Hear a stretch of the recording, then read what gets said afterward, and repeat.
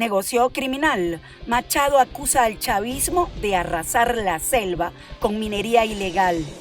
Nadie está a salvo. Crece la lista de periodistas detenidos bajo sospecha. Financiamiento cancelado. No son de interés nacional. Trump corta ayudas a la oposición en Venezuela, Cuba y Nicaragua. Hola amigos de Impacto Venezuela, feliz jueves 6 de marzo. Les habla Yasmín Velasco y a esta hora les presentamos las noticias más destacadas del día en nuestro noticiero estelar. Alerta ambiental en Venezuela. María Corina Machado denunció que el chavismo está destruyendo la Amazonía con minería ilegal. La opositora aseguró que supuestamente desde el 28 de julio la devastación se ha acelerado, dejando comunidades indígenas vulnerables y afectando la estabilidad ecológica de la región. Un informe satelital confirma que casi una cuarta parte del bosque amazónico ha sido gravemente impactado. Génesis Pérez con el reporte. La líder opositora María Corina Machado denunció que la administración de Nicolás Maduro está acelerando la destrucción de la Amazonía a través de la minería ilegal.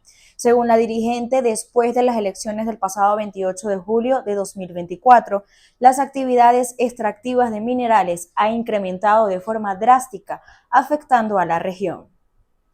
En efecto, ese es un fenómeno que vemos principalmente en los estados Bolívar y Amazonas, en parte producto de lo que ha sido el impulso del arco minero del Orinoco, que ha sido una situación también bastante descontrolada y que se ha convertido en un polo de atracción para las actividades económicas ilícitas en territorios que son tradicionalmente indígenas. Y eso está también trayendo como consecuencia un choque cultural, en el sentido de que también hay que reconocer que las comunidades indígenas, al igual que el resto del país, están sufriendo las consecuencias de la emergencia humanitaria compleja. En su denuncia, Machado enfatizó los presuntos vínculos de la administración madurista con guerrillas y mafias que controlan la explotación ilegal de minerales en la zona. Se jactan de luchar contra la minería ilegal, pero están asociados con la guerrilla colombiana y otros grupos armados organizados para enriquecerse, mientras abusan de nuestros pueblos indígenas y destruyen de manera irrecuperable nuestro extraordinario patrimonio natural. Es una presencia oportunista en el sentido de que si yo veo, valga la redundancia, una oportunidad de negocio de una economía ilícita, pues la voy a tomar, ¿no? Un reciente estudio de la agencia AFP, basado en datos satelitales de MAP Biomas Amazonas, reveló que el 23% de la cobertura forestal de la Amazonía ya ha sido afectada por actividades agropecuarias, mineras y de infraestructura, lo que ha generado una fragmentación ecológica sin precedentes. Otros 108 millones de hectáreas están en riesgo de quedar aisladas, lo que amenaza la estabilidad del ecosistema amazónico. La deforestación y la expansión de la minería ilegal en la región continúan siendo una problemática crítica, con implicaciones no solo para Venezuela, sino para todo el planeta, debido al papel fundamental de la Amazonía en la regulación climática global. Mientras tanto, la comunidad internacional sigue observando con preocupación la situación, sin que hasta el momento se hayan tomado medidas contundentes para frenar el deterioro ambiental en la región. Génesis Pérez para Impacto Venezuela. La prensa sigue perdiendo espacios en Venezuela luego que otro periodista fuera detenido en Caracas, presuntamente por reportar un hecho donde una persona perdió la vida en una barriada de Petare, estado Miranda. Fernando Tineo nos ofrece los pormenores. Saludos desde el Palacio de Justicia de la ciudad de Caracas. Con la detención del periodista Román Camacho, son 13 los comunicadores sociales que están tras las rejas en Venezuela. La detención de Camacho se da después de que este describiera y diera cobertura a un hecho violento en el municipio Sucre del estado Miranda. Según familiares del periodista Román Camacho, este se presentó voluntariamente en una sede del Cuerpo de Investigaciones Científicas, Penales y Criminalísticas para atender a una averiguación que hace este organismo. Horas después quedó privado de libertad y trasladado hacia la sede de antiextorsión y secuestros de la Policía Científica en El Hatillo, estado Miranda. 48 horas después se esperaba su presentación en el Tribunal 25 de Control del Área Metropolitana de Caracas, siendo imputado por la Fiscalía 61 Nacional con competencia en materias contra el odio. Camacho dio cobertura el día 3 de marzo a un hecho violento en el sector La Placita del barrio José Félix Rivas de Petare, lugar donde una mujer de 64 años de edad perdió la vida tras ser alcanzada por 2 proyectiles disparados por un arma de fuego. El periodista describió, como es de costumbre en la fuente de sucesos, todo lo que pudo con la información que obtuvo en el lugar con la fuente oficial y quienes viven en el sitio. Sin embargo, se pudo conocer en tribunales que debido a este trabajo estaría siendo imputado por delitos que tienen que ver con la ley contra el odio, supuestamente por haber creado zozobra y conmoción. Solo este año 2025, en un poco más de 2 meses, 5 periodistas han sido detenidos en la ciudad de Caracas: Román Camacho, Rory Branker, Julio Balsa, y en el estado Zulia, Leandro Palmar y Salvador Cubillán. Desde Caracas, Fernando Tineo, para Impacto Venezuela. Venezuela no regresará al escenario que transitó entre 2019 y 2020. Así lo aseguró el ingeniero petrolero Germán Márquez al referirse sobre las nuevas restricciones en el mercado petrolífero impuestas por la administración norteamericana. Aseguró que con el plan del gobierno madurista de continuar con la recuperación estable diversificada, permitirá el reacomodo energético de la nación. Los detalles con Stephanie García.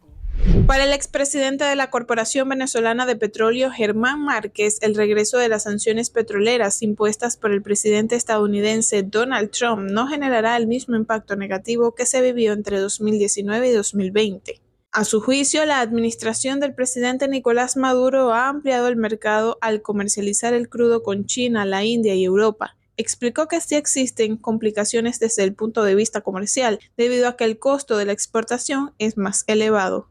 Ya el gobierno ha anunciado un plan, ¿sí? Este plan de independencia productiva absoluta. Obviamente es un plan por lo estratégico confidencial. Yo tengo fe de que se estén estableciendo las estrategias para poder paliar esos efectos que ya vivimos en otros tiempos y que finalmente el país logró superarlos. El ex viceministro de Hidrocarburos indicó que ya la producción petrolera de PDVSA venía en declive antes de las sanciones en al menos 2% anualmente desde el año 2006. Sin embargo, reitera que desde que la administración de Trump, en su primer periodo, cuando firmó las 3 órdenes ejecutivas contra la industria nacional, a partir del año 2017, la fabricación de crudo registró una decadencia de aproximadamente 76%.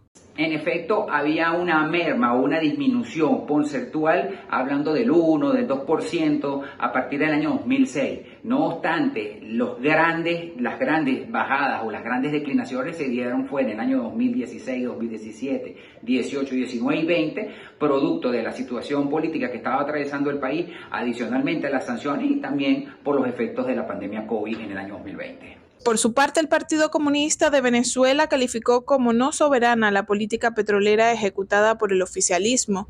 Señalan que el gobierno no ha construido un mercado independiente con el oro negro y debe subordinarse a las decisiones del gobierno americano. Esto refleja sencillamente que la política petrolera venezolana no es una política independiente. Esto refleja que el gobierno de Venezuela depende realmente de esos acuerdos que hacen con los Estados Unidos que contrarrestan realmente los beneficios y los intereses de nuestra patria. Documentos de PDVSA revelaron que Venezuela envió a Cuba durante febrero cargamentos cercanos a los 42,000 barriles de crudo al día, siendo superior al registro del mes de enero, cuando se contabilizaron menos de 10,000 barriles por día. El tercer destino es Europa, donde se contabilizaron en febrero 69,200 barriles por día, de los cuales 20,000 van a parar a Repsol como parte de pago de una deuda de PDVSA.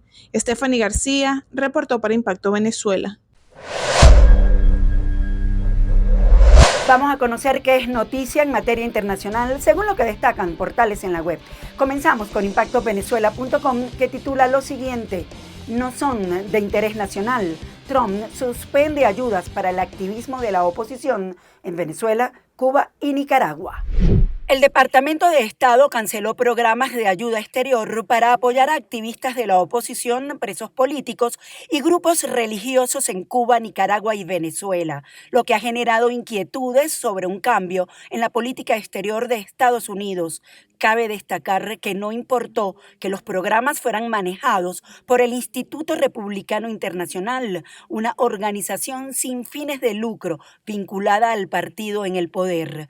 Los 3 programas relacionados con grupos en Venezuela están en pausa, siguiendo una directiva del Departamento de Estado para implementar la orden ejecutiva del presidente Donald Trump de congelar todos los fondos de ayuda extranjera durante 90 días. ONU destinará recursos para evitar parálisis de ayudas humanitarias en Venezuela y otros países. La ONU anunció este jueves que asignó $110 millones para evitar la parálisis de 10 programas de ayuda humanitaria vital en países que sufren situaciones que han quedado en una suerte de olvido ante el surgimiento de nuevas crisis más agudas. Entre los países con dichas problemáticas están Venezuela y Honduras. Guyana pidió a la CIJ evitar que Venezuela elija al gobernador del Esequibo.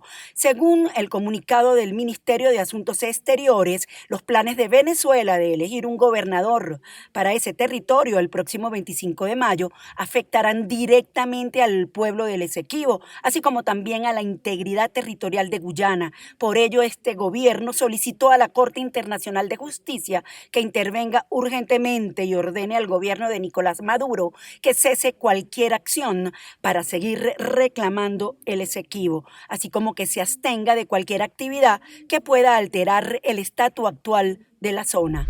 Desde el alba hasta el anochecer, turistas y peregrinos se unen a la perpetua procesión de visitantes frente a la Basílica de San Pedro, pero el tiempo parece suspendido en el Vaticano sin el Papa, hospitalizado desde el 14 de febrero, lo que ha sumido a la Iglesia Católica en la incertidumbre. Desde el amanecer hasta el anochecer, fieles católicos y peregrinos se suceden en procesión perpetua frente al Hospital Gemelli de Roma, donde está internado el Papa Francisco desde el 14 de febrero. Aquí rezan, encienden velas y colocan mensajes y ofrendas por la salud del pontífice argentino, frente a la estatua dedicada al Papa Juan Pablo II, ubicada cerca de la entrada del hospital. Cada vez que recibimos noticias de que ha pasado una buena noche, siempre es muy reconfortante, y saber que el Papa Juan Pablo II también estuvo en este hospital unas 10 veces nos da también ese aspecto de esperanza, que también estará bien y volverá a hacer su trabajo.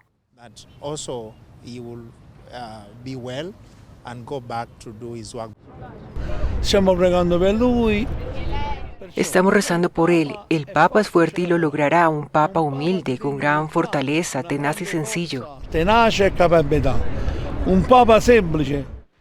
A pocos kilómetros de distancia, la Plaza San Pedro en el Vaticano también se ha convertido en centro diario de oración. El jesuita argentino de 88 años fue hospitalizado por una bronquitis que derivó en una doble neumonía y desde entonces ha sufrido varias crisis respiratorias. Y después de más de 20 días internado, los médicos advierten que su cuadro clínico sigue siendo complejo.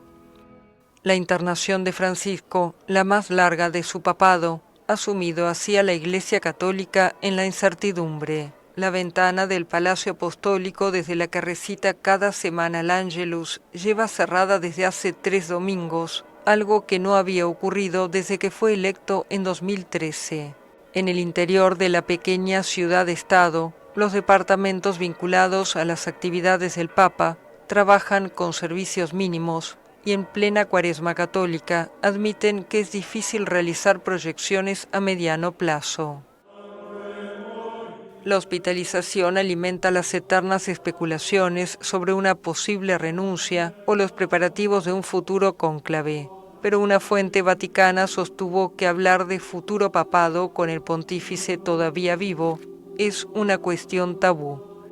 Desde el hospital, Francisco envía señales para demostrar que sigue al mando. Escribe a los fieles, habla con sus colaboradores y firma decretos. Pero el pontífice, normalmente hiperactivo, no aparece en público desde que fue internado, y su presencia en las festividades de Semana Santa en 40 días es todavía una incógnita.